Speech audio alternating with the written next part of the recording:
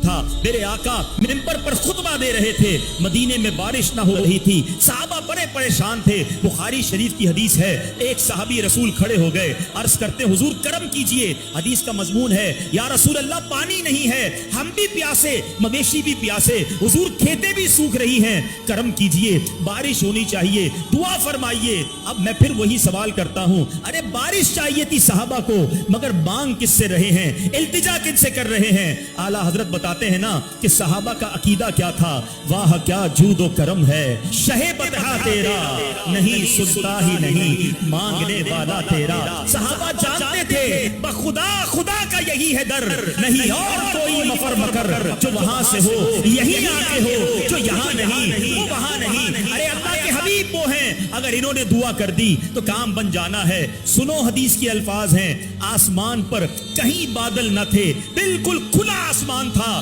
اللہ کے حبیب نے ہاتھ اٹھائے, دعا کرنا شروع کی. صحابہ کہتے ہیں پہاڑوں کی طرح بادل آنا شروع ہو گئے. دعا کے دوران بادل آئے اور اتنی موسلا دھار بارش ہوئی کہ نبی پاک ابھی نیچے نہ اترے منبر پر, آقا کی داڑھی سے بارش کے قطرے گرنا شروع ہو گئے تھے. اچھا بارش تو شروع ہو گئی, آقا نے جو دعا کی تھی, جمعہ بارش, ہفتہ بارش, اتوار بارش, پیر بارش, منگل بارش, بدھ کے دن بارش, نان اسٹاپ. اگلے جمعے کو پھر پیارے آقا جمعے کا خطبہ دے رہے ہیں. روایتوں کے الفاظ ہیں, وہی صحابی یا کوئی اور کھڑے ہو گئے, حضور کرم کیجئے, بارش رکوائیے, حضور ہم ڈوبنے لگے, مدینہ اب بہت پانی ہو گیا.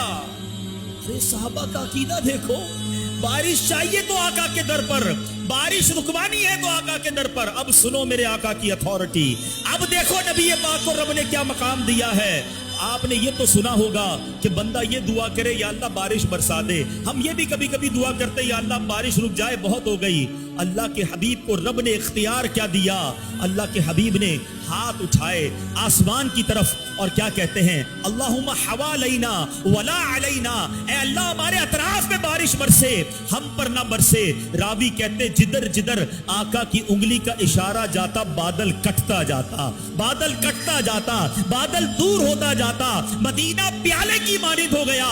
مدینے کے اوپر آسمان خالی ہے, دور دور سے صحابہ آ کر بتاتے آس پاس بارش ہو رہی ہے, مدینے میں بارش نہیں ہو رہی ہے. ارے سبحان اللہ, میرے آقا ایسا معجزہ دکھائیں اور اعلیٰ حضرت کا قلم خاموش رہے. کیا پیاری التجا کرتے ہیں. سیدی اعلیٰ حضرت لکھتے ہیں, آقا جن ہاتھوں سے آپ نے مدینے کو جل تھل کر دیا تھا, ہمیں بھی ان ہاتھوں کا صدقہ عطا کر دیجئے. سیدی اعلیٰ حضرت لکھتے ہیں, جن کو سوئے آسماں پھیلا کے جل تھل کر دیے, آقا جن کو سوئے آسماں پھیلا کے جل تھل کر دیے, صدقہ ان ہاتھوں کا پیارے ہم کو بھی درکار ہے. اللہ اکبر.